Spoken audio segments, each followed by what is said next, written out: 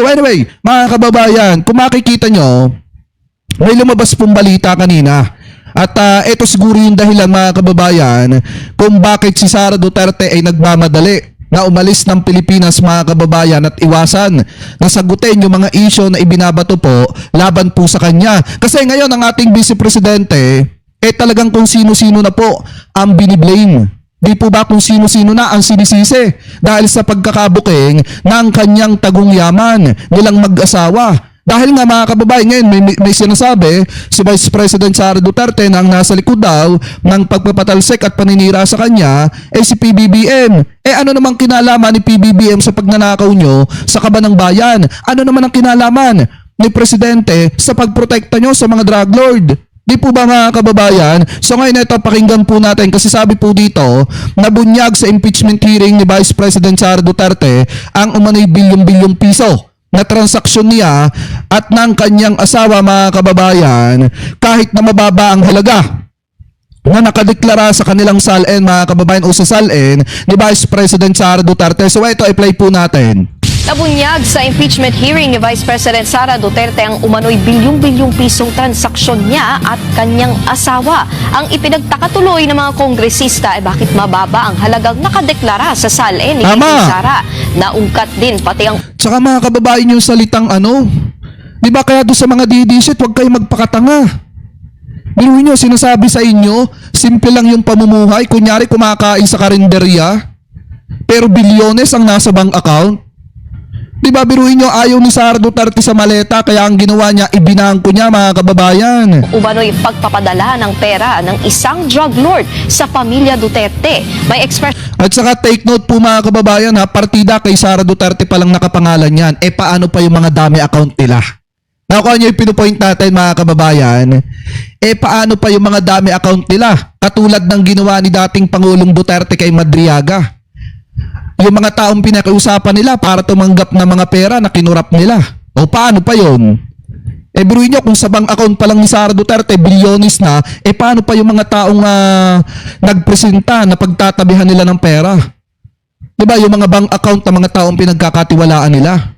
Di lalo na napakalaki siguro ng amount o tagong yaman o tagong pera ng mga Duterte, lalo na po ni Sara Duterte. Di po ba? Anyway, partida kay Sara pa lang to. Wala pa kay Digong, wala pa kay Pulong, wala pa kay Baste, wala pa kay Kitty Duterte.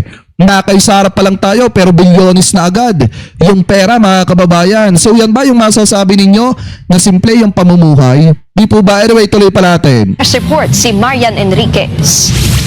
Base sa datos ng Ombudsman, 80 million pesos ang itinaas ng net worth ni VP Sara mula 2007 hanggang 2024. Sakop niyan yung naging vice mayor siya ng Davao City hanggang maging vice president. Mula 7 million pesos noong 2007, naging 88 million pesos ang net worth niya noong 2024. Pero simula 2019, tumigil ang bise sa pagdedeklara ng detalye sa kanyang cash on hand o bank deposit. Kahit na 5 po, wala po siyang dineklara na cash at saka cash on hand. Wala pong nakalagay, Your Honor. Hindi, wow. Nang sumalang na ang Anti-Money Laundering Council o AMLAC, dito na lumutang ang red flags sa yaman ng bise, pati ng kanyang mister na si Attorney Mans Carpio. Isa sa pinuna ang 6.7 billion pesos na halaga ng bank transactions ng mag-asawa.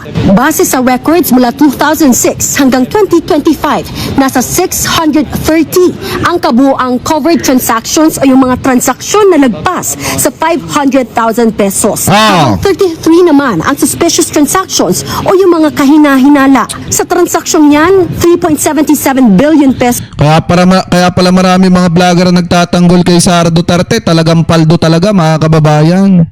Kasi biruin nyo, kay Sara pa lang to wala pa yung isang bansa na nakikialam, mga kababayan, na tagpapalaganap ng fake news dito sa ating bansa. Di po ba kay Sara pa lang, paldo na yung mga vlogger na sumusuporta, allegedly. Kaya pala ganito na lamang katindi, mga kababayan, ng pagtatanggol nila kahit mali na. Kahit nga mismo kinumpirma na ng AMLAC, ayaw pa nilang maniwala Kasi nga, mga kababayan, wala talagang paldong-paldo. So ang nakita sa accounts ni VP Sara, habang ang 2.99 billion pesos naman ang kay Attorney Carpio. Para yatang hindi nagtutugma yung kwento sa kwenta. Tama. Bilyonaryo pala sila. Sabi nga po ng isang wise man from the 3rd District of Manila kanina, di wow. Ang sabi naman po ng bakla na akbayan, sila na. Bukod pa Tama. kasi sa mga suspicious transactions, ayon pa sa AMLAC, may 44 na confidential reports silang natanggap mula sa mga bangko mula 2017 hanggang 2026 kaugnay sa mga transaksyong may kaugnayan umano sa drug trafficking, graft at crop practices at malversation of public funds. Isa pang lumutang sa pagdinig ang isiniwalat ni dating Senator Sonny Trillanes, ang pagpasok umano ng pera sa Eto pamilya talaga. Duterte. Eto nga yun noon, sinasabi ko pa lang sa inyo mga kababayan noon, pag napatunayang totoo ang sinasabi ni former Senator Trillanes, talagang sira po ang political career ni Vice President Sara Duterte. At eto na nga mga kababayan, nagkatotoo na nga. Napatunayan, kinumpirma ng AMLAC na may suspicious transaction. Ito pong si Sara Duterte at tumutugma mismo doon po sa mga date mga kababayan na binabanggit dito ni former Senator Antonio Trillanes, na kung saan tumatanggap itong mga Duterte ng pera galing po sa drug lord na si Sammy Uy, allegedly. Di po ba mga kababayan? So ibig sabihin, ito yung pinakamasakit na katotohanan. Habang itinutumba yung mga kababayang Pilipino po natin nung panahon ni dating Pangulong Duterte, habang may mga inosenteng nadadamay at may mga taong wala namang kasalanan pero itinutumba ng mga panahon na yon, ang mga Duterte pinuprotektahan yung ulo ng pagpapakalat ng ipinagbabawal na bato dito sa ating bansa. Di po ba mga kababayan, ganyan ginawang uto-uto ni dating Pangulong Duterte ang mga kababayang Pilipino po natin. Galing umano sa mga drug lord. Ang kopya ng summary ng mga transaksyon sa bangko na nagpapakita ng mga payout ng kilalang drug lord na si Sammy Uy, kina Sara Duterte at sa mga malalapit na miyembro ng kanyang pamilya ay kalakip dito at ginawang bahagi ng salaysay na ito bilang Annex I. Si Sammy Uy ay isang kilalang political contributor ni Rodrigo Duterte at kilalang kasama o kasosyo ni Michael Yang.